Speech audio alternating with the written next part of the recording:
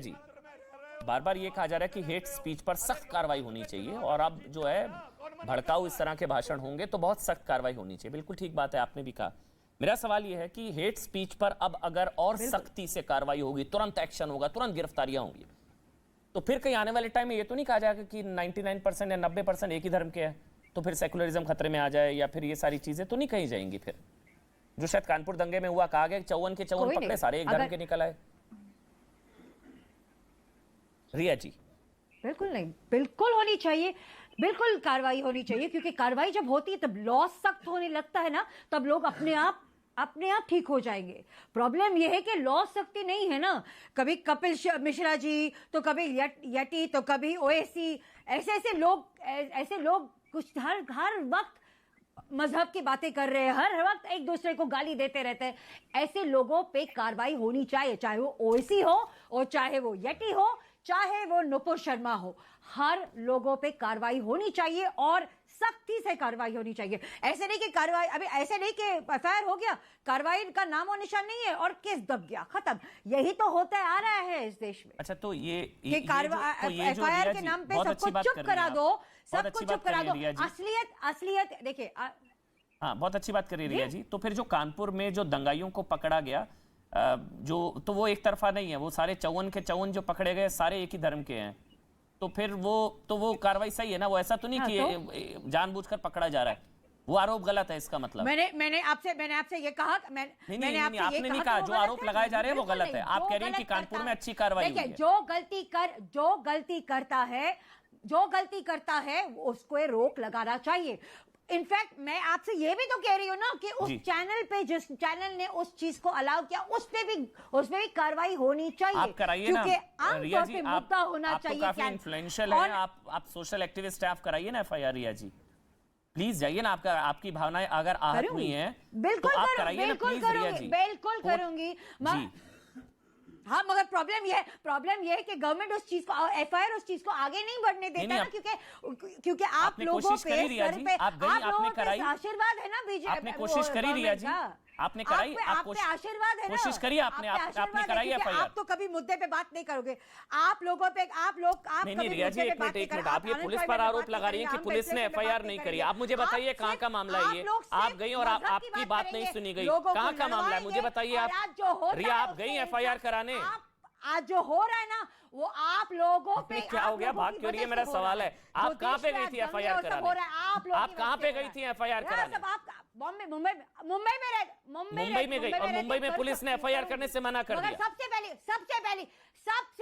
सबसे पहली बात, आप गई थी एफआईआर कराने मुंबई में?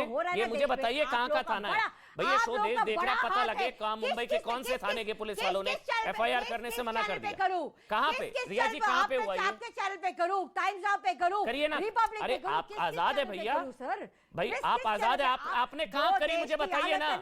आप यहाँ पर बैठकर आप ज्ञान दे रही हैं, आपने एफआईआर करी, आपको बुरा लगा, आपने एफआईआर करी, कहाँ पर करी? मुंबई का कौन सा थाना बताइए? और मुंबई पुलिस पर आप आरोप लगा रही हैं कि मुंबई पुलिस ने मेरी नहीं सुनी, मुंबई पुलिस ने एफआईआर करने से मना कर दिया। आप ये आरोप लगा रही हैं मुंबई पुलिस पर, आप ये मुंबई पुलिस पर आरोप लगा रही हैं। खुद आपके ऊपर एक एफआईआर लगी, तो मैंने क्या विक्टिम कार्ड खेल दिया कि मैं हिंदू हूं इसलिए मुझे फंसा दिया? नहीं, अगर मेरे पर है, चलिए है मेरे पर एफआईआर हुई, तो मैंने क्या विक्टिम कार्ड खेल दिया रिया जी? मैंने बोल दिया मैं हिंदू हूँ इसलिए राजस्थान में मेरे पर एफआईआर हो गई, मैंने क्या विक्टिम कार्ड खेल दिया? भाई केस लड़ने के लिए आपसे पैसे ले रहा हूँ क्या? अपनी जैसे पैसे खर्च कर रहा हूँ ना, मैंने कोई विक्टिम कार्ड खेल दिया क्या? एफआईआर में दब गई ना, कहाँ दब गई? ओहो मैडम, ट्रायल चल रहा है, आप थोड़ा पढ़िए लिखिए, आप थोड़ा पढ़िए लिखिए मैडम, ट्रायल चल रहा है। रिया जी, एक प्रोसेस होता है, ड्यू प्रोसेस होता है, कोर्ट से स्टे लिया जाता है, वो कार्रवाई चल रही है। आपने कहा एफआईआर करी?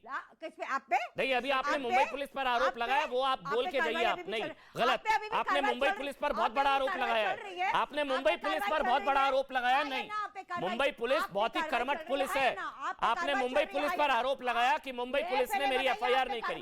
मुझे बताइए कहाँ का थाना है, कौन सा थाना है? आपने मुंबई पुलिस पर आरोप लगाया, अपने शब्द वापस लीजिए।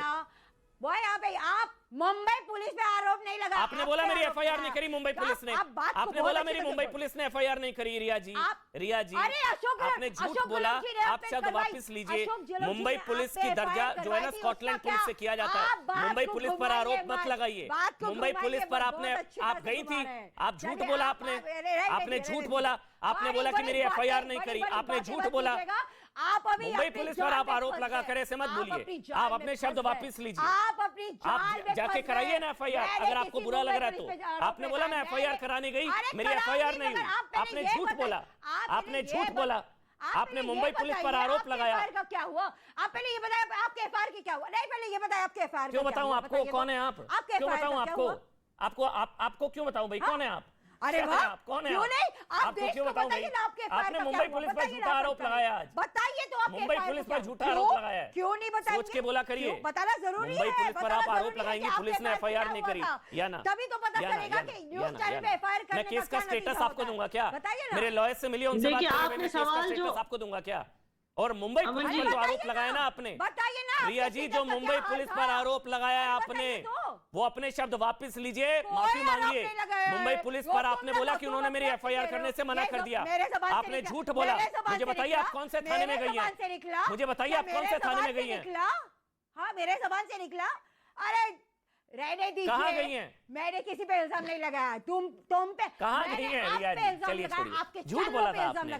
आपने झूठ बोला कि अमन जी मैं एफआईआर कराने गई, मेरी एफआईआर नहीं हुई। आपने झूठ बोला। नेशनल टेलीविजन पर झूठ नहीं बोलना चाहिए। क्या? You can't defame Mumbai police. क्या झूठ? आपने बोला मैं एफआईआर कराने गई, मेरी एफआईआर नहीं हुई। नहीं बोलना चाहिए आपको, या ना आप बोलिए, या ना? आपने जो सवाल जो सवाल आपने रिया से पूछा, उम्मीद है आपको मेरी आवाज आ रही है। बिल्कुल आप आ रही है, आप बोलिए, आपका ऑडियो ऑन एयर है रिया ना। जो सवाल आपने रिया से पूछा वो बिल्कुल सही सवाल पूछा। आपने पूछा कि अगर एफआईआर होने लगेंगे तो किसी को आपत्ति तो नहीं होनी चाहिए, किसी भी धर्म जाति को नहीं होनी चाहिए, क्योंकि मैं आपको बता दूं, जो मुसलमान बोलते फिरते हैं ना कि ये हमारा भी देश है, हमने इसकी आजादी के लिए खून पसीना बहाया है, वो पुरानी बात है। आज के दिन ये देखना है कि कौन सा वो मुसलमान है जो अपने देश की इज्जत के साथ खड़ा है, कौन सा वो मुसलमान है जो अपने देश को बाहर नीलाम नहीं होने देता, अपनी देश की इज्जत उम्मा के नाम पे, और कौन सा वो मुसलमान है अपने देश के लॉ एंड ऑर्डर और डेमोक्रेटिक सिस्टम पे यकीन रखता है। आज की तारीख में वो सच्चा हिंदुस्तानी है। हेलो, आज की तारीख में वही सच्चा हिंदुस्तानी है जो ये कहता है कि जिसको भरोसा है लॉ एंड ऑर्डर में, ये नहीं कि You're a Muslim, right? हाँ, वो मुस्लिम You're a Muslim, यानी you're a Muslim, right? मुसलमान हो ना? हाँ, तो हो ना? मैं आपको क्यों बताऊं? तो अभी आप बोल रहे हो कौन सा देश का मुसलमान हमारे देश के बाहर क्या कर रहा है? क्या बोल आप मुसलमान होके मुसलमान के बारे में बात कर रही है? आप खुद बोल रहे हैं, क्योंकि हमें पता है ओवैसी साहब को मैंने सपोर्ट इसलिए किया था क्योंकि ओवैसी शायद ये दो नाम है। अभी क्या लौता वो बंदा था, वो लौता मुस्लिम पॉलिटिशियन था जिसने पाकिस्तान के खिलाफ बोला है, एक लौता। लेकिन उसने भी आज ओवैसी के सामने दम तोड़ दिया, उसने भी ओवैसी के सामने आज बोला कि इंडिया को झुकना चाहिए। ये चीज मुझे हर्ट कर रही है कि ऐसा एक भी मुस्लिम लीडर नहीं है जो सामने आके बोलता है कि ओवैसी ने गलत किया, ओवैसी हमारे देश की इज्जत को नीलाम करने की कोशिश कर रहा है। ऐसे कितने कम मुसलमान हैं जिन्होंने ये किया। आप ये मत बोलिए, मुझे नहीं पता आप कौन सी पॉलिटिक्स खेल रही है। मुझे इतना पता है कि जो देश के मुसलमान हैं भाषण के नीचे भड़काऊ भाषण से इन्फ्लुएंस हो रहे हैं, वो भड़काऊ भाषण से इन्फ्लुएंस हो रहे हैं देश के मुसलमान, वो ओआईसी के ट्वीट से इन्फ्लुएंस हो रहे हैं, वो ओवैसी जैसे लोगों के भाषणों से इन्फ्लुएंस हो रहे हैं, और इस वजह से देश को खतरा है, देश में राइट्स हो सकते हैं, और फिर वो खुद को बोलते हैं कि वो हिंदुस्तानी है, वो भारतीय है। ये गलत है। और मुझे कोई what you trying to do, कौन सी पॉलिटिक्स यहाँ खेल रही है, लेकिन पॉलिटिक्स एक साइड पे रखिए और ऐसी कुछ बातें कीजिए जिससे जो देश के मुसलमान हैं वो एक साथ जुड़ जाए, यूनाइटेड रहे और अपनी देश की, अपनी भारतीयता की इज्जत बाहर जाके नीलाम न करे इस तरह। हर बार ये विक्टिम कार्ड खेलते हैं, हर बार विक्टिम कार्ड खेलते हैं। You are ashamed. You are not an Indian. जो If you are an Indian, you would speak shit about our इसका ये मतलब नहीं कि हम बाहर जाके You are बाहर not के देशों an से सुने Indian. कि हमें क्या करना You चाहिए। are not एक an मुसलमान Indian. अगर आपको भारतीय You बोलता अगर है, हिंदुस्तानी वो होते बाहर तो जाके नहीं बोल आप सकता। हमारे कि चाहे वो मुसलमान हिंदू नहीं हो, बोल सकता कि मुसलमान हो, हमारे लिए सिख हो, आके लड़ो, ईसाई हम हो, victims हैं। आप वो हमारे अपने हिंदुस्तानी देश की भाई गलत- बहनियों के खिलाफ गलत ऐसी image बाहर साजिश नहीं नहीं दिखा कर अच्छा सकता। ठीक है अगर ठीक वो है अपने ठीक आप को है भारतीय उनको जाइए। आपत्ति है भाई, उनको आपत्ति है, रिया जी को आपत्ति है। झूठी। डॉक्टर रिजवान मेरे ख्याल से आपत्ति को दूर कर पाएंगे। डॉक्टर रिजवान, रिया जी को आपत्ति है कि हिंदुस्तानी मुसलमान मतलब कुछ एक वर्ग जो बेसिकली जो आप भी जिक्र कर रहे थे कि घर में लड़ाई होने पर पड़ोसी को जो वो एक तरीके से वहां उनके कंधे पर बंदूक रख के भारत पर हमला कर रहे हैं, वो ऐसा कुछ है नहीं। वो कह रहे हैं ऐसा कुछ नहीं है। जो जश्न मना रहे हैं कि भारत की बदनामी हो गई है सब। एक और चीज है जी जी मेरा अनुराग मेरी आ रहा हूं, बात विशाल एक जी आ बड़ी रहा हूं। हम्बली रिया से है। मेरी बात एक हम्बली रिया से है। मैं आपका अभी सवाल नहीं पूछ रहा। रिया, याना ने एज अ मुस्लिम अपना एक ओपिनियन दिया।